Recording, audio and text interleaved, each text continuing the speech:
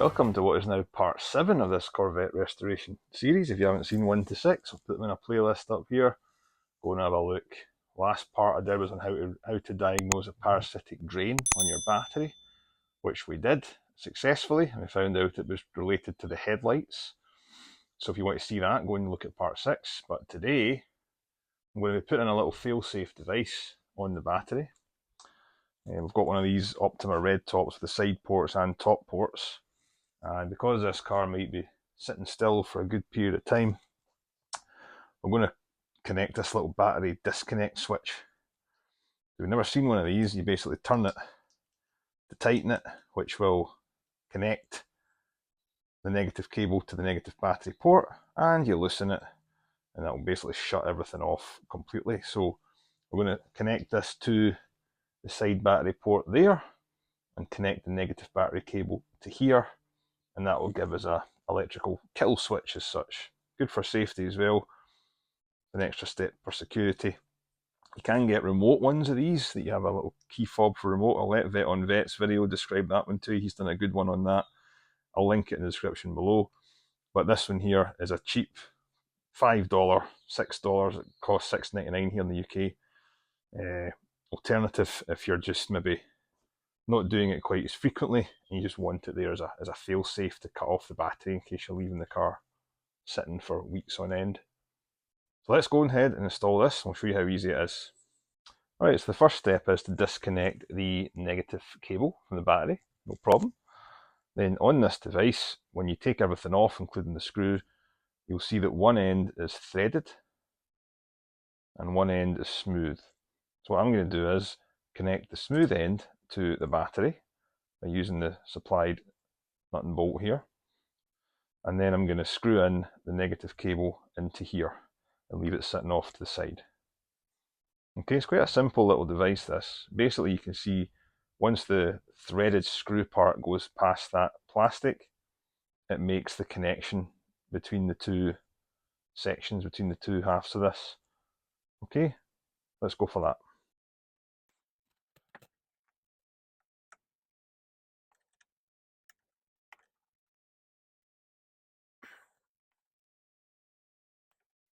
And tighten that down, it's a 13mm.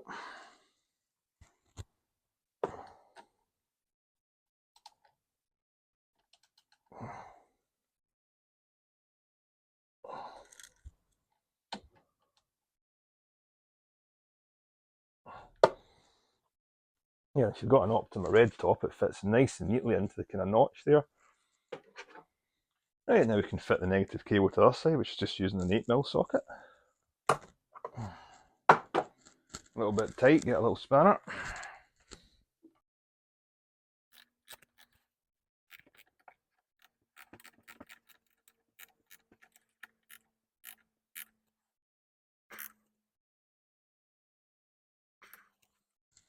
There we go, and that's what it looks like when it's connected nicely into the side port, notched in there, and the negative cable hooked up to the other end here, and it's pretty sturdy, it's not going anywhere. And you can see those two bits wanting to separate. So there's two sections to this, and the screw in the middle just holds it all together. So we'll go and fit the screw to the middle, tidy everything up here first. I'm working on the headlight here, trying to replace bulbs, but we'll screw the middle bit in and we'll see if we have a good connection.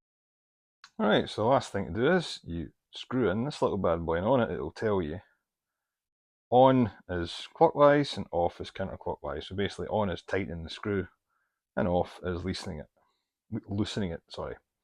And all it is a connection that connects the two separate pieces of this, and it just screws into place. Let's have a shot. Right, so just tighten that up. Right, that's us tight. Connection's made. I could hear the radio going. I could also hear this little guy clicking on, which if you watched my last video, we know we've got a headlight issue, as in I suspect it's the control module for the headlights is draining a little bit of power, but it's something we can cope with now. We've got this, so if we're not using the car, we can disconnect it completely.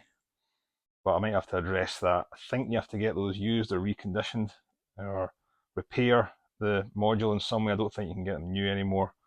If anyone's watching that's replaced one of them or knows, let me know in the comments, but I'm pretty certain that you can't get those headlight control modules as a new part from GM anymore. But anyway, this video is about this. There we go. Nice and neat. Doesn't pop up over the battery. Plenty of room to connect it, and everything seems okay. The power's definitely got to the car. I can hear things turning on there, and that's it. Simple as that. So less than $10 for that. I think it was about $6.99 in the UK. I'll leave a link to the Amazon UK and US version if you want to do it. Like I said before, you can get the remote ones that are slightly like a big relay. Will sit, not a big relay, but a relay will sit about here, and it'll have a remote key fob operation that you can turn the car on and off, which is more convenient than this because you don't have to pop the hood. But for less than $10, and if you don't really know what you're doing, you can fit that because this is easy peasy.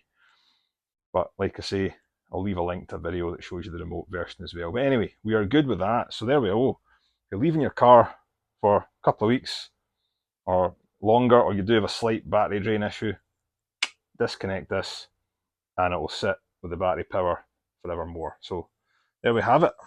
So what I would recommend as well is I've got a C-Tech battery charger for one of these. So when you've got it connected or disconnected in the winter and you're not using it at all, you can hook it up to trickle charger and it will start every time, no problem at all. That battery drain that we've got will drain in about 10 days, maybe, a week maybe, give or take, we'll see. But depends what you've been doing in the car. If you've had the lights and stuff on inside, it'll obviously drain the battery a bit more. But anyway, that's a good little fail-safe as well. If you're leaving the car in a car park or something for a long time, disconnect that and close the hood.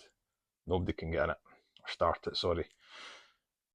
Right, that's going to wrap up this video. Thank you very much again for watching, and we'll catch you in the next video. Leave a like, hit subscribe, and comment below. Thank you.